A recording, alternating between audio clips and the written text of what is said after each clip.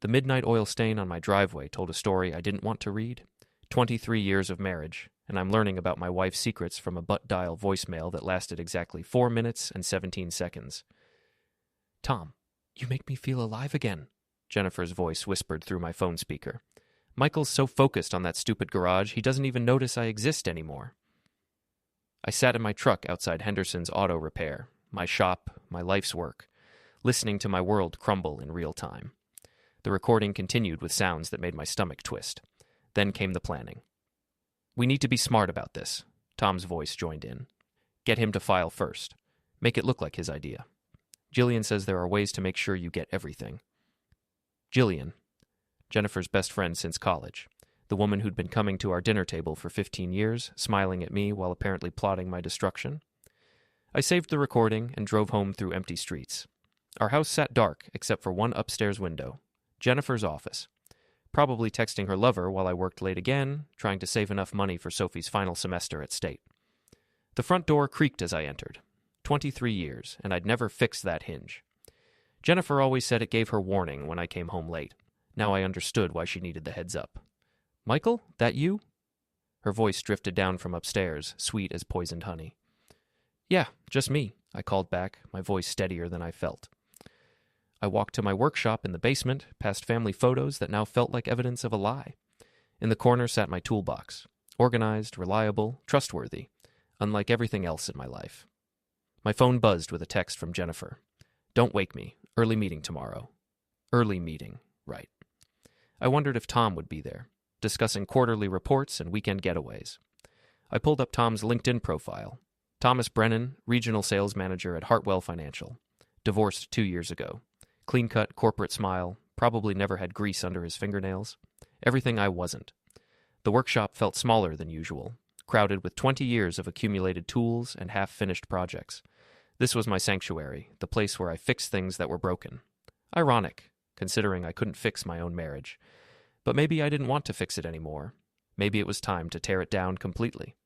I opened my laptop and started researching. Tom's address, his schedule, his habits. If they wanted to play games, they'd learn that a small-town mechanic could be more dangerous than they imagined. The recording played again in my head, as I planned. Jennifer's laugh when Tom said something clever, the way she called me focused on that stupid garage like my life's work was an embarrassment. 23 years of marriage. 18 years building my business from nothing. One daughter who I'd sacrificed everything for. And they thought I'd just roll over and accept whatever scraps they decided to leave me. They were about to learn how wrong they were. My phone buzzed again. This time it was Sophie, texting from college. "Mom says you two need to talk. Don't screw this up, Dad. Some of us actually want this family to work." Even my own daughter was already taking sides. The betrayal cut deeper than I expected, but it also crystallized something inside me. They'd made their choice. Now, I'd make mine. I spent the rest of the night planning, researching, and preparing.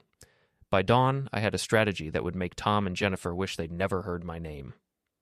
The sun was rising when I finally went upstairs. Jennifer was already gone, her coffee cup still warm on the kitchen counter. A note sat beside it. "We need to talk tonight. It's important." I crumpled the note and smiled for the first time in months. She was right. We definitely needed to talk. Before we dive deeper into this story, I have one small request. Please subscribe, drop a like, comment, and hit that hype button to boost this channel so more people can discover these incredible Reddit stories. Jennifer chose Romano's for our important talk, the same restaurant where we'd celebrated our 10th anniversary. She arrived 15 minutes late, wearing a dress I'd never seen before. Her hair was different too, styled in a way that screamed, "New man, new me." "You look tired," she said, settling into the booth across from me. "Funny thing about that," I said, pulling out my phone. "I've been losing sleep over this voicemail you left me." Her face went white as I hit play. Tom's voice filled the space between us, talking about strategy and timing. Her voice responded with words that turned our marriage into a business transaction. "Michael, I can explain." "Explain what? How you've been planning my humiliation with your boyfriend and Jillian? Or maybe explain how my stupid garage is apparently such an embarrassment?" She glanced around nervously.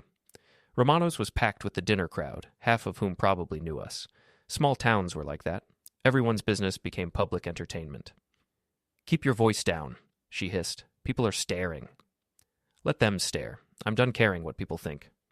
I leaned forward. Here's what's going to happen. You're going to go home, pack your things, and get out. Tonight. You can't just throw me out. I have rights. Rights? I laughed, loud enough to turn heads at nearby tables. You want to talk about rights? How about my right not to be betrayed by my wife and her corporate boyfriend? Jennifer's composure cracked. You don't understand. We've grown apart. I need someone who appreciates me, who makes me feel valued. And Tom does that? Tom Brennan, the divorce sales manager who's probably telling you the same lies he told his first wife? Her eyes flashed with anger. Tom understands ambition. He's going places. We could have a real future together. A future built on lies and betrayal. Sounds perfect for you. She stood up abruptly, her chair scraping against the floor. I'm not doing this here. We'll discuss terms through lawyers. Terms? I stood too, my voice carrying across the restaurant. The only terms are these.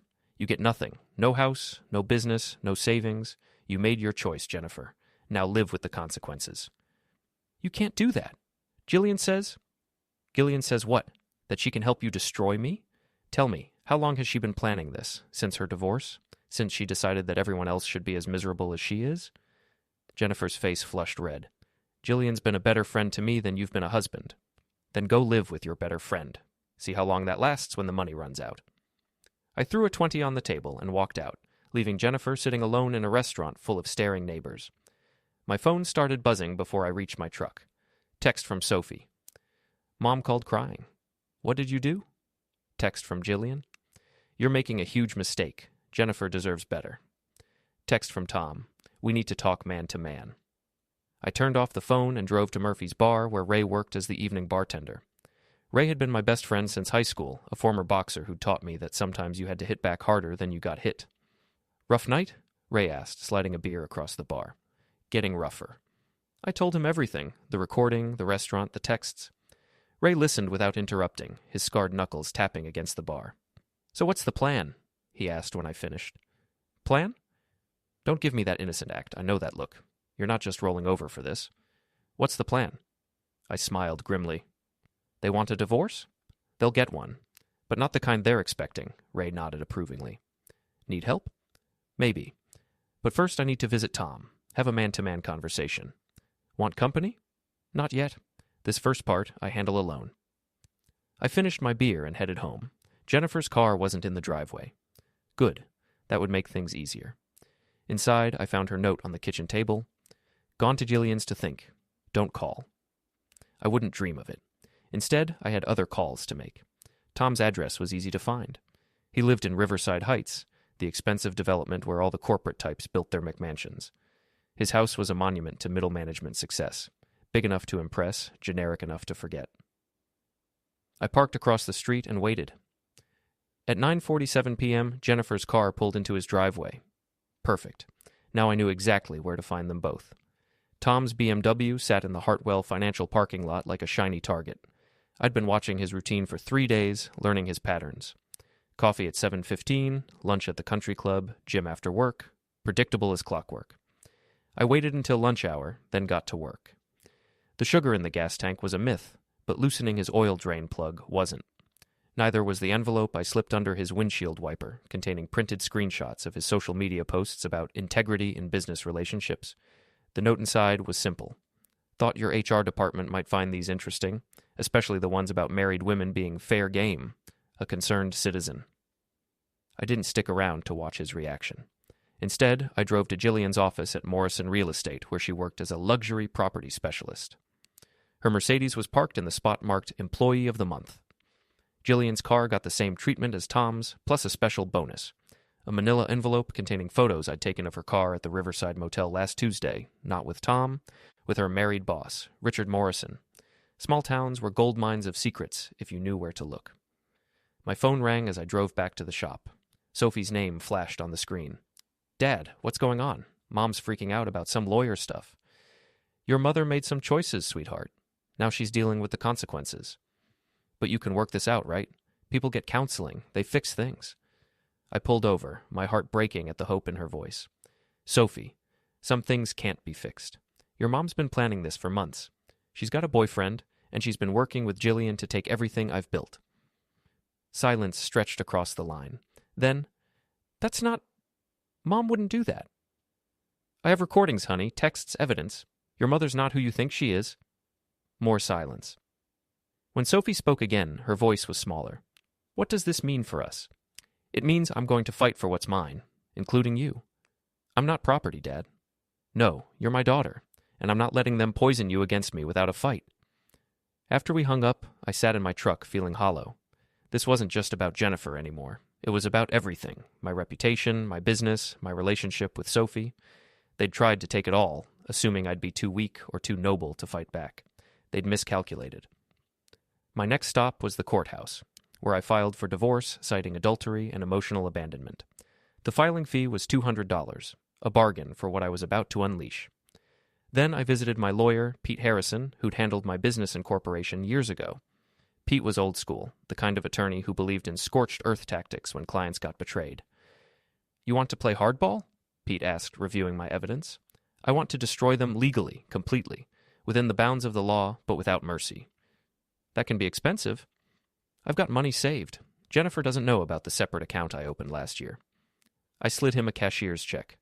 Retainer. There's more where that came from. Let's ruin their day.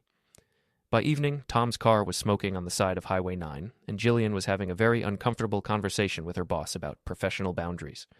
Jennifer was about to discover that her joint credit cards had been canceled and her access to our business accounts had been revoked. I was home working on a customer's transmission when she stormed in, eyes blazing with fury. What did you do? She screamed. My cards don't work. The bank says I'm not authorized. You're not authorized. As of this morning, you're no longer a signatory on any Henderson auto repair accounts. Funny thing about business law, the primary owner can revoke access any time. You can't do that. Already did. Check with Pete Harrison if you want the legal details. She pulled out her phone, probably to call Jillian or Tom. I waited, watching her face change as she realized her support network was dealing with their own problems. This is temporary, she said finally. I'll get my own lawyer. Good luck affording one. Hope Tom's willing to pay for it, because you're not getting another dime from me until the court orders it.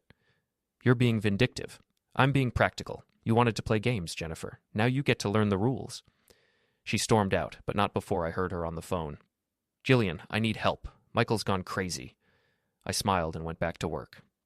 Tomorrow would bring new opportunities for creative problem solving. My phone buzzed with a text from Ray. Tom's car broke down on Highway 9. Heard he had to get towed. Shame. Another text, this one from an unknown number. This isn't over. T. I typed back, You're right, it's just getting started. The Hartwell Financial Building looked different at 6 a.m., emptier, more vulnerable. I sat in my truck across the street, watching Tom arrive for what I suspected would be a very interesting day. His replacement BMW, a rental probably, parked in the same spot where his previous car had leaked oil all over the asphalt. Some people never learned. My phone rang. Pete Harrison's voice was cheerful despite the early hour.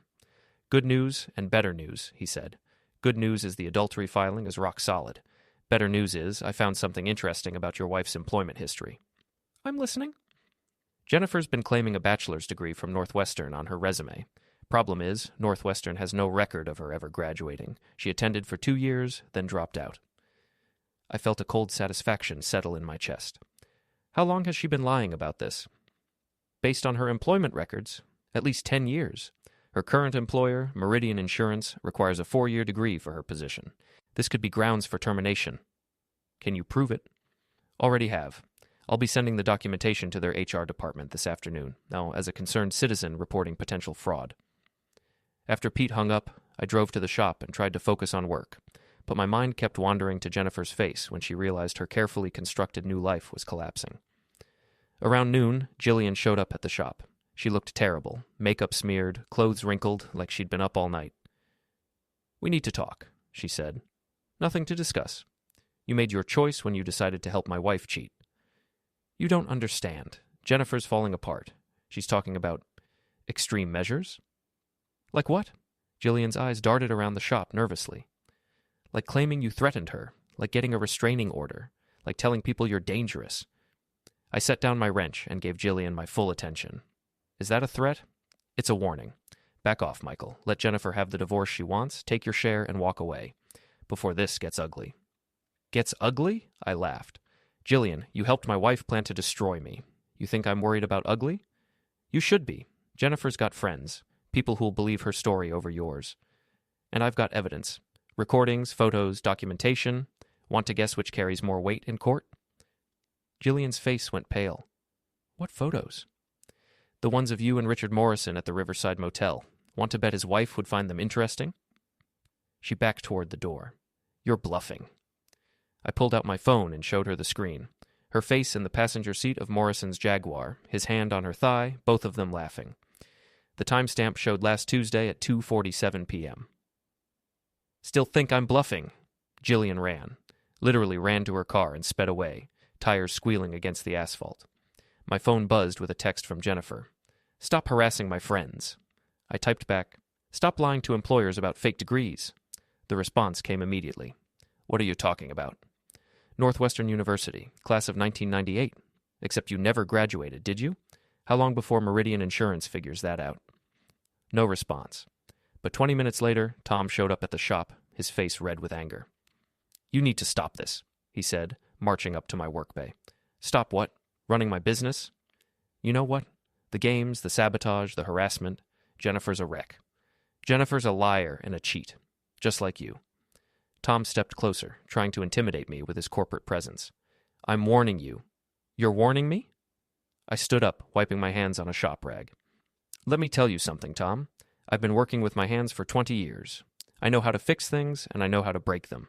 You're a sales manager who's never done an honest day's work in your life. You really want to threaten me? His confidence wavered, but he held his ground. This isn't over.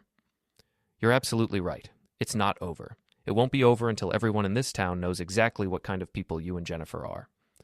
Tom left without another word, but I could see him on his phone before he reached his car, probably calling Jennifer or maybe Jillian. Let them plan. I was already 3 steps ahead. That evening, I got a call from Sophie. Her voice was strained, tired. Dad, I need to ask you something, and I need you to be honest. Always. Did Mom really lie about her degree? I closed my eyes. Yes, sweetheart, she did. For how long? At least 10 years. Maybe longer. Sophie was quiet for a long moment. I don't know who to believe anymore. Believe the evidence. I can show you the documentation if you want. No, I believe you. It's just hard, you know? Finding out your parents aren't who you thought they were. I'm still who I've always been, Sophie. I'm still your father. I know. It's Mom who's different. Or maybe she's always been this way and I just never saw it. After we hung up, I sat in my empty house surrounded by the remnants of a marriage that had been a lie for longer than I'd realized. But instead of feeling defeated, I felt energized. They'd started this war thinking I was weak, thinking I'd roll over and accept whatever they decided to give me. Tomorrow they'd learn just how wrong they were. The Riverside Country Club's annual charity auction was Jennifer's favorite social event. She'd been planning to attend for months, probably seeing it as her debut with Tom as the new power couple in town. I bought a ticket 3 days ago. The ballroom was packed with Meridian Insurance executives, Hartwell Financial Management, and half the town's social elite. Jennifer stood near the bar with Tom, wearing a dress that probably cost more than most people's car payments. She looked confident, radiant even, like a woman who'd successfully traded up in life. That confidence was about to be tested. I waited until the auction started, then made my move. The microphone was easy to access during the transition between items. Small-town events were notoriously lax about security. Ladies and gentlemen, I said, my voice carrying across the ballroom. Before we continue, I'd like to share something with you all. The crowd turned, confused murmurs rippling through the room. Jennifer's face went white when she saw me at the podium. My name is Michael Henderson. Some of you know me as the guy who fixes your cars. Others know me as Jennifer Brennan's soon-to-be ex-husband. More murmurs. I could see people pulling out their phones, sensing drama. I'm here tonight because I believe in honesty, in truth, in making sure people know who they're really dealing with.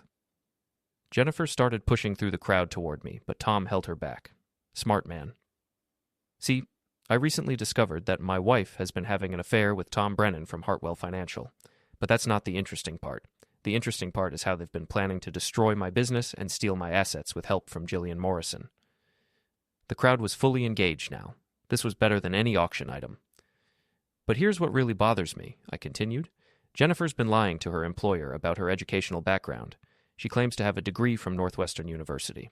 Northwestern has no record of her ever graduating. I could see Richard Morrison, Jillian's boss, looking very uncomfortable near the back of the room. And Jillian? Well, let's just say her marriage counseling business is interesting, considering she's been having an affair with her married business partner. The crowd erupted. People were talking, pointing, recording with their phones. Jennifer finally broke free from Tom and rushed toward the stage. "Stop!" she screamed. "He's lying! He's having a breakdown!" I smiled and pulled out my phone. "Let's ask the audience. Should I play the recording where you and Tom discuss the best ways to handle me?" "Michael, please," Jennifer's voice cracked. "Don't do this here. You chose the battlefield when you decided to destroy my life. I'm just fighting back." Security was moving toward the stage now, but I'd already accomplished what I came for. The entire room had heard every word, and half of them had recorded it on their phones. I stepped away from the microphone and walked calmly toward the exit. Behind me, I could hear Jennifer crying, Tom arguing with someone, and the crowd buzzing with excitement. Outside, Ray was waiting by my truck, grinning. "How'd it go?" he asked. "Better than expected. You get the other thing done?" "Yep. Jillian's husband got the photos an hour ago, along with copies of her motel receipts and some interesting text messages." "And Tom's ex-wife?" "She was very interested in the evidence about his affair. Apparently he's behind on alimony payments, and this gives her grounds to go after his assets." We drove back to my house in comfortable silence. My phone was buzzing constantly. Texts, calls, voicemails. I ignored them all. The house felt different now. Lighter somehow, like a weight had been lifted. Jennifer's things were still scattered around, but they looked temporary now, like artifacts from someone else's life. I poured myself a drink and sat in my workshop, surrounded by tools and half-finished projects. This was my world. Honest work, tangible results, problems that could be solved with skill and patience. My phone rang, Sophie's name on the screen. "Dad, I saw the videos online. Everyone's sharing them." "I know." "Did you really do that? At the charity auction?" "I did." Long pause. "Good." "Good?" "I'm tired of people thinking they can lie and cheat and get away with it. Mom made her choice. Now she gets to live with the consequences." "I'm sorry you had to see all this, sweetheart." "I'm not. I needed to see who she really is. Who they all really are." After Sophie hung up, I sat in the quiet workshop, thinking about the future. Tomorrow would bring lawyers, court hearings, and the messy process of untangling a life built on lies. But tonight, for the first time in months, I felt like myself again. The doorbell rang at 11 p.m. I found Jennifer on my porch, mascara streaked down her face, still wearing her expensive dress. "Can I come in?" she asked quietly. "This is still my house? For now?" She sat on the couch where we'd watched movies together for 20 years. It was the same worn-out couch, the one we had shared countless quiet evenings on, laughing, arguing, and growing older together. But tonight, everything felt different. The air was thick with unspoken words, regret, and bitterness. "You destroyed me tonight," she said, her voice trembling, her eyes swollen from crying. "I told the truth." "There's a difference," I replied, my voice steady, controlled. I had long since stopped feeling the need to explain myself to her. What had happened was inevitable. The truth was finally out in the open, and there was no going back. "Tom's company is reviewing his employment," she continued, her voice breaking. "Meridian fired me this afternoon. Jillian's husband filed for divorce." I nodded. "Actions have consequences." "You taught me that," I said quietly. It was a cold, hard fact, and though she had always been the one to lecture me about accountability, she never once considered the consequences of her own actions. Until now.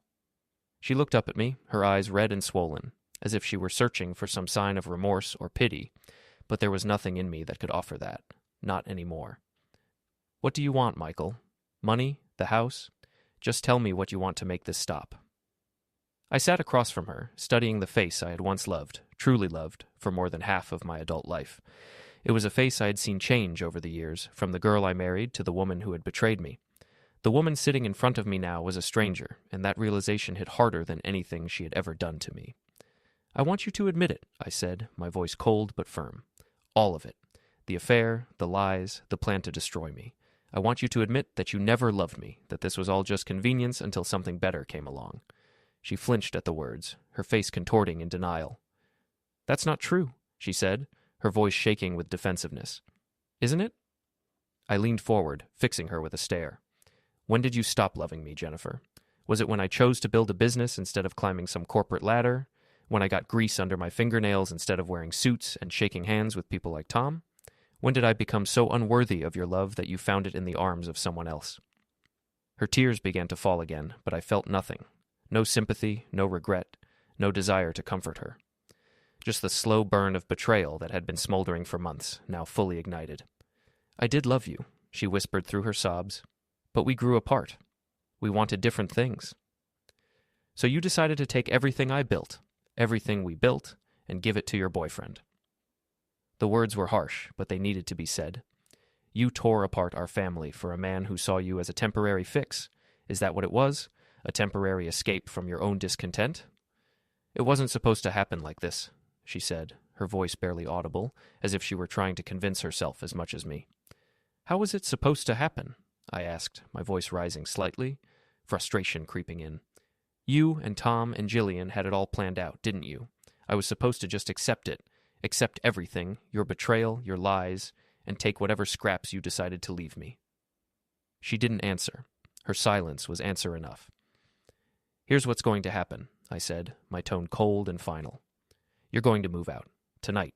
You're going to take your clothes and your personal items, and you're going to leave. The lawyers will handle the rest." She looked at me, a mix of disbelief and anger flashing across her face. "Where am I supposed to go?" Her voice was quieter now, defeated. "That's not my problem anymore," I replied, my voice steady, unwavering. She stood up slowly, her movements slow and deliberate as if she were trying to gather the strength to face the inevitable. Her back hunched slightly, the weight of the situation bearing down on her.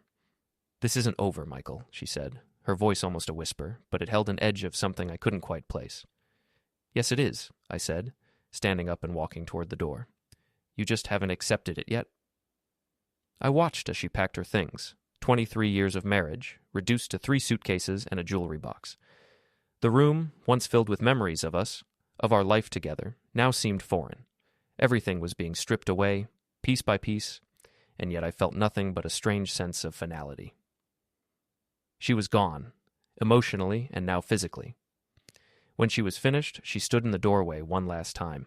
Her eyes searched mine as if waiting for some sign of regret, some final moment of weakness, but I had none to give her. "I hope you're happy," she said, her voice steady but hollow, her gaze hardening with the finality of her departure. "I will be," I said, and I meant it.